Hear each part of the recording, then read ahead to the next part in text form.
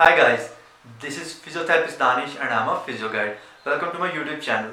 आज वीडियो हम बात करेंगे एक ऐसी डिजीज़ के बारे में कि जो कि इस वक्त दुनिया में मौत का सबब बनने वाली एक बड़ी बीमारी है जिसे हम स्ट्रोक कहते हैं यानी फालिज।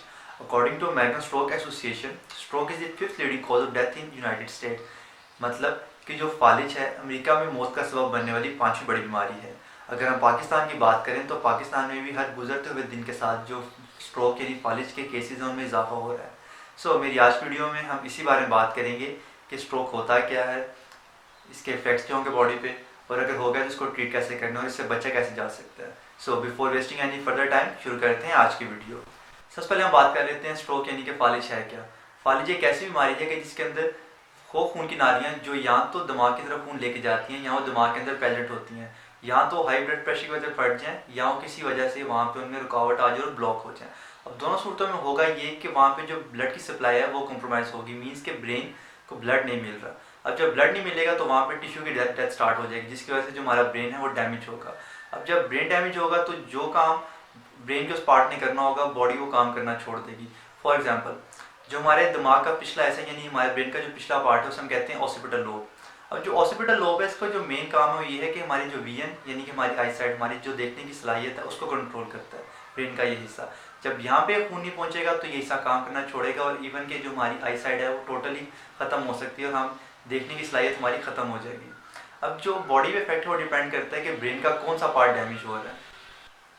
अगर हम इफेक्ट की बात करें तो जो हमारा ब्रेन है उसके बेसिक दो पार्ट हैं, एक है उसका राइट हेमिस्फेयर और एक है लेफ्ट हेमिस्फेयर। अब जो राइट हेमिस्फेयर है वो बॉडी की जो लेफ्ट साइड है उसको कंट्रोल करता है और जो हमारा लेफ्ट हेमिस्फेयर है वो बॉडी की राइट साइड को कंट्रोल करता है। अब अगर तो ब्रेन की राइट साइड पर डैमेज हुआ तो हमारी जो बॉडी का लेफ्ट साइड है उस पर इफेक्ट आएगा, मीन्स के लेफ्ट साइड की एक तो मूवमेंट खत्म हो जाएगी, उसके अलावा जो विजन है उसमें आने का इशू, जो विजन है वो खत्म हो सकती है, उसके अलावा जो पेशेंट है उसकी मेमोरी लॉस हो सकती है।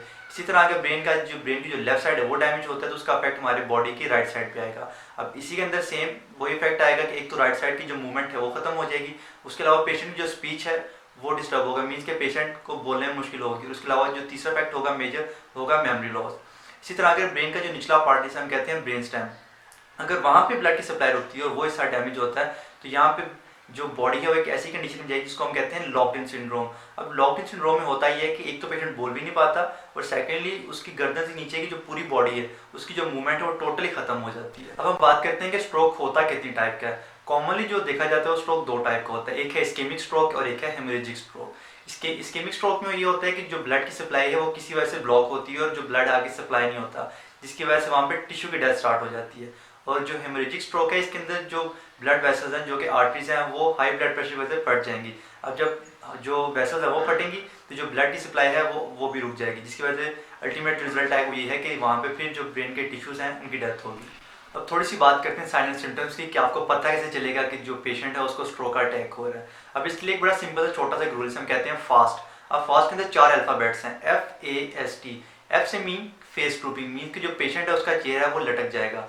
Secondly A for arm weakness, means उसके बाजू की जो हरकत है वो खत्म हो जाएगी। तीसरा एस से मतलब कि जो उसकी स्पीच है वो स्लर्ड हो जाएगी, मीन्स उसको बोलने में डिफिकल्टी आएगी। और आखिर में आता है टी फॉर टाइम, मीन्स कि अगर आपके 3 सिम्टम्स पेशेंट में नजर आते हैं तो आपको बिल्कुल भी टाइम नहीं वेस्ट करना और जल्द से जल्द पेशेंट को आपको हॉस्पिटल में शिफ्ट करना है ताकि उसकी जो कंडीशन है उसको ट्रीट किया जा सके और उसकी जो ब्रेन डैमेज है उसको कम से कम रखा जा सके। रिस्क फैक्टर की बात करेंगे, कौन से ऐसे लोग हैं जो कि स्ट्रोक होने के हाई रिस्क पे हैं। पहले वो लोग कि जिनका बीपी हाई रहता हो, मीन्स कि उनको हाइपरटेंशन का इशू हो। दूसरे वो लोग कि जिनको डायबिटीज हो। तीसरे वो लोग जिनका कोलेस्ट्रॉल लेवल हाई रहता हो। और चौथे वो लोग जो कि चेन स्मोकर है, मीन्स के स्मोकिंग करते हैं। अब प्रिवेंशन की बात करें तो उसकी प्रिवेंशन बहुत ईजी है। पहली चीज़ ये कि आपको अपने ब्लड प्रेशर, डायबिटीज और कोलेस्ट्रॉल को कंट्रोल करना है। और दूसरा ये कि अगर आप स्मोकिंग करते हैं तो आपको स्मोकिंग को क्विट करना है। जो सबसे मेजर चीज़ इसके अंदर आती है वो है लाइफस्टाइल मॉडिफिकेशन, मीन्स के जो आपका रहन सहन है आपको उसको मॉडिफाई करना है। आपको डेली बेसिस पे एक्सरसाइज करनी, क्योंकि जो एक्सरसाइज है वो एक वाइज जरिया है जो कि आपके डायबिटीज़ को, आपके हाइपरटेंशन को और आपके कोलेस्ट्रॉल लेवल को मेंटेन करेगी। आखिर हम बात करेंगे ट्रीटमेंट की कि खुदा ना करे अगर स्ट्रोक हो गया तो करना क्या है। सबसे पहले तो इसमें आता है इमरजेंसी ट्रीटमेंट। इमरजेंसी ट्रीटमेंट ये है कि अगर तो आपको लगा कि पेशेंट को सिम्टम्स आ रहे हैं स्ट्रोक के, उसको अटैक हो रहा है, तो आपको बिना टाइम वेस्ट किए पेशेंट को मूव करना है किसी मेडिकल फैसिलिटी में, हॉस्पिटल में, ताकि अगर तो हेमरेज है या इस्कीमिया है, कोई क्लॉट है, उसको रिमूव किया जा सके ताकि जो पेशेंट का ब्रेन डैमेज है उसको कम से कम बनाया जाए। दूसरा ये आता है कि रिहैब। अब जो रिहैब का प्रोसेस है मीन्स के पेशेंट को स्ट्रोक होने के बाद का जो बहाली सेहत का प्रोसेस है, ये दिनों से लेके हफ्तों हफ्तों से महीने तक का टाइम हो सकता है। अब इसके अंदर होता ही है कि जो रिहेबिलिटेशन डिपार्टमेंट की जो फिजिकल थेरेपिस्ट की एक प्रॉपर टीम होती है, जो कि डिफरेंट टेक्निक्स को, डिफरेंट प्रोटोकॉल्स, एक्सरसाइज को यूज़ करके पेशेंट की हेल्प करती है ताकि वो अपनी ज़िंदगी में वापस आ सके और अपनी जो लाइफ है उसको नॉर्मली इंजॉय कर सके। सो गाइस, ये थी मेरी आज की वीडियो जिसके अंदर मैंने बात की स्ट्रोक के बारे में। हमने देखा कि स्ट्रोक होता क्या है, इसकी टाइप्स क्या हैं, इसके बॉडी इफेक्ट क्या है, और अगर हो गया तो इसको ट्रीट कैसे करना है। हमने ये बात की कि इससे बचा कैसे जा सकता है। आई होप कि मेरी वीडियो आपको अच्छी लगी होगी। मज़ीद वीडियोस के लिए चैनल को सब्सक्राइब करना मत भूलिएगा और वीडियो को लाइक और शेयर करना मत भूलिएगा।